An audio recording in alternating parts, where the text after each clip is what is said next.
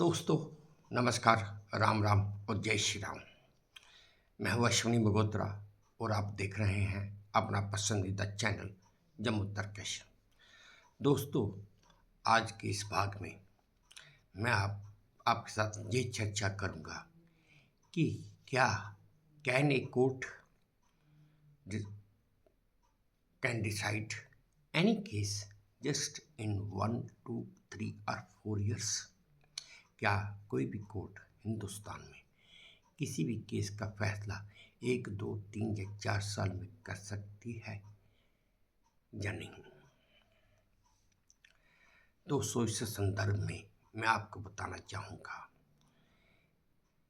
कि भारतीय न्यायपालिका दुनिया की सबसे बड़ी और सबसे जटिल प्रतिक्रिया है, जहाँ पर विभिन्न प्रकार के मुकदमे अदालतों में सुनवाई के लिए आते रहते हैं, जैसे कि सिविल, क्रिमिनल, कॉन्स्टिट्यूशनल। मैंने पिछले वीडियो में बताया था कि क्यों ना कानून को ही अपराध बढ़ने के लिए जिम्मेवार माना जाए, और मैंने ये भी बता दिया था कि इसमें ये धारणा पूरी तरह गलत है। अब इसमें से भी और सवाल निकल आते हैं कि जैसे कि कोर्ट किसी भी केस का फैसला लेने में इतनी देरी क्यों लगाती है, जब वो इस केस का फैसला किसी भी केस का फैसला जल्दी क्यों नहीं कर सकती है। अगर देखा जाए तो हिंदुस्तान में सिर्फ 3 तरह की अदालतें हैं। पहली सुप्रीम कोर्ट, जो सर्वोच्च न्यायालय है। दूसरा हाई कोर्ट, उच्च न्यायालय। और तीसरी लोअर कोर्ट्स है। इसके अलावा और चौथी अदालत तो है नहीं कोई भी। और अगर इन अदालतों के काम करने के तरीके या कामकाज को देखें, ध्यान से देखें, तो ये पता चलता है कि यहाँ पर जो लंबित मामले, पेंडिंग केसेस हैं, वो ही सबसे बड़ी चुनौती बने हुए हैं। दोस्तों, राष्ट्रीय न्याय डेटा ग्रिड के अनुसार हमारे हिंदुस्तान में इस समय हर 10 लाख लोगों पर सिर्फ और सिर्फ 20 न्यायाधीश ही हैं, जबकि हर 10 लाख लोगों पर 50 न्यायाधीश होने चाहिए। यानी कि 10 लाख लोगों पर इस समय 30 न्यायाधीशों की कमी है। ये सबसे बड़ा कारण है कि अदालतों में मामले लंबित पड़े रहते हैं। दूसरी तरफ कानूनी जटिलताएं भी ऐसी हैं कि जैसे वक्त पर सबूतों का अभाव, वक्त पर सबूत पेश नहीं हो पाते। अगर कोई केस है तो उसमें गवाह पेश करना है तो गवाह के पास वक्त नहीं है, गवाह भी अपनी मर्जी से आते हैं। और भी कई कारण हैं। अगर आपको याद हो तो 2008 में दिल्ली में एक आरुषि हत्याकांड केस, आरुषि तलवार हत्याकांड हुआ था, जिसमें न्याय प्रतिक्रिया बड़ी लंबी चली और ये मामला मीडिया में भी काफ़ी छाया रहा था। बाद में काफ़ी देर मामला अदालतों में चलने के बाद इस केस का फैसला साक्ष्यों के आधार पर लिया गया था।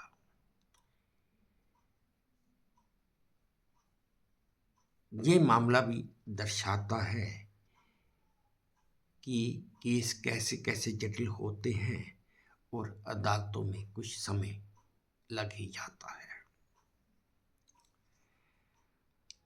और दूसरी तरफ अगर मैं फिर से बात करूं तो 2012 में दिल्ली में निर्भया बलात्कार और हत्याकांड हुआ था।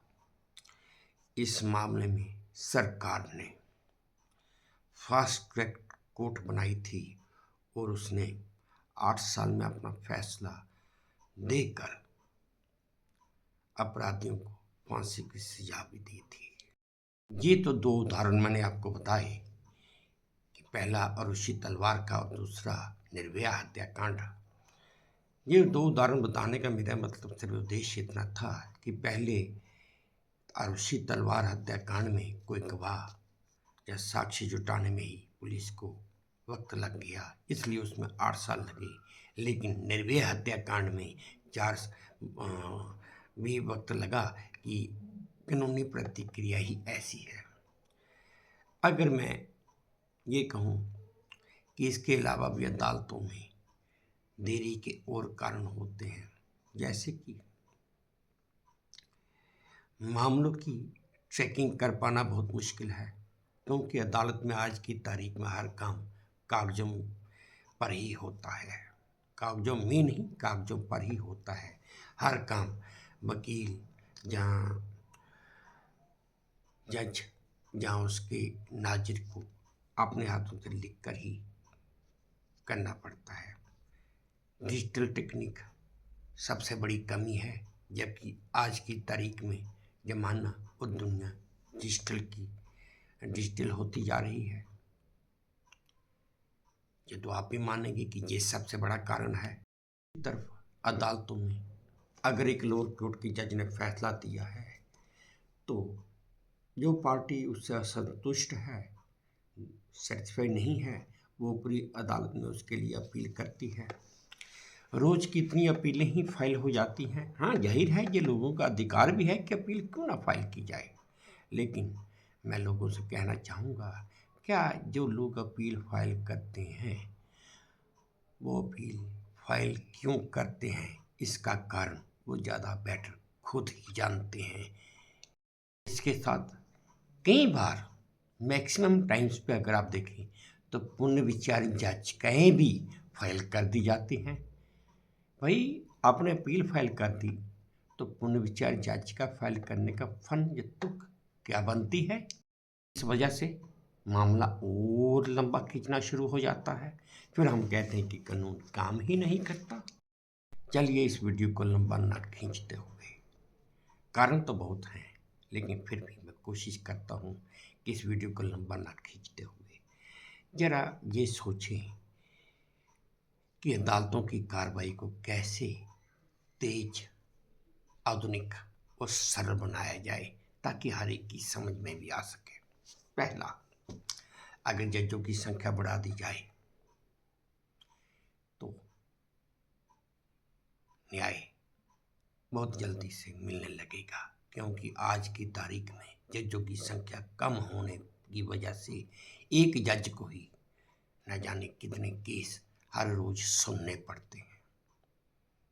जो आदमी न्याय के लिए बैठा होता है उसे वक्त लगता है और वो जज या अदालत को दोष देना शुरू कर देता है।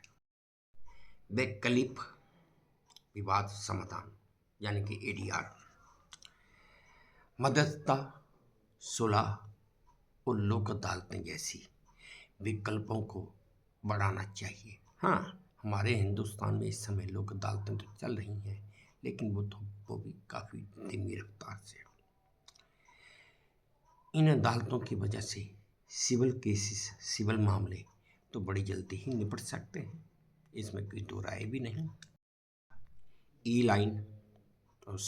ई फाइलिंग, ऑनलाइन हियरिंग और डिजिटल रिकॉर्ड कीपिंग की वजह से भी न्यायिक प्रतिक्रिया में बहुत ज़्यादा सुधार आ सकता है, बहुत ज़्यादा सुधार आ सकता है और आप मामले को बड़ी अच्छी तरह से ट्रैक भी कर सकते हैं।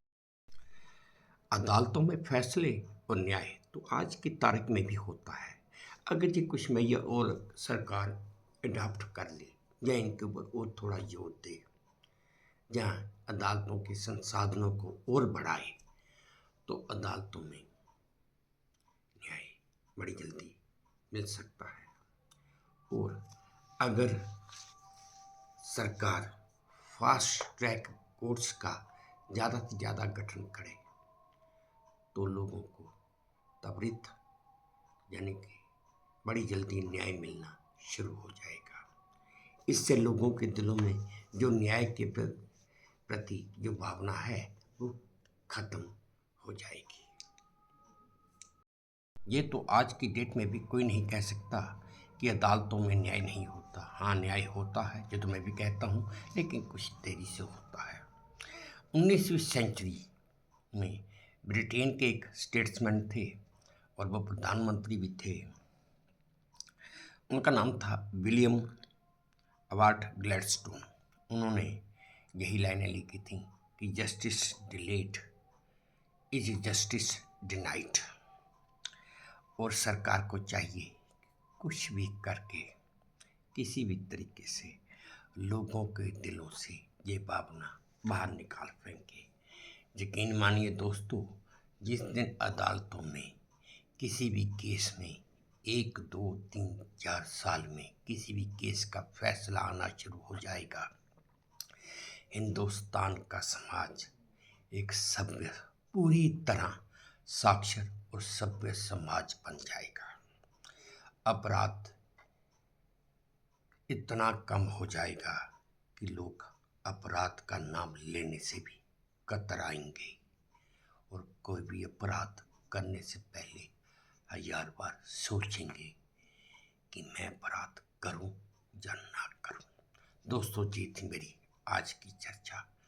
आपको कैसी लगी अपने कमेंट मेरे कमेंट बॉक्स में बताकर मुझे दीजिए, ताकि मुझे भी सुधार की आवश्यकता तो है, कहाँ पर है ये मैं समझ नहीं पा रहा हूँ। आप मेरी गलतियाँ नहीं निकालेंगे तो मैं कुछ आगे नहीं बढ़ पाऊँगा।